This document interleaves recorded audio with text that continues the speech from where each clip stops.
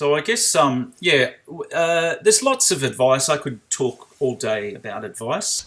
Get yourself a light. That was one piece of advice.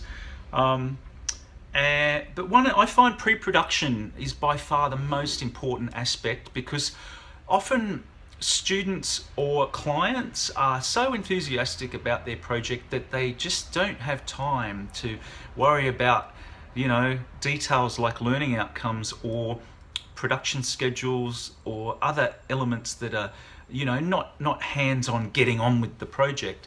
But it definitely will save you time in the long run, and it definitely will result in a better resource, a better result.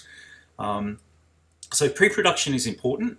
Also, a second piece of advice is just to collaborate. If you have students, sometimes teachers are hesitant to collaborate with students because they're the teacher and the students are there to be taught, but in this era, the students often have more skills, which that might be quite confronting, but it's good to kind of have that assessment maybe. And if you've got a class project, and it doesn't matter if your learners are 8 years old or teenagers or higher education, there's always a possibility for them to be generating media, and meaningful media. I don't mean like stuff that's just for the sake of it, especially if it's linked to an assessment item.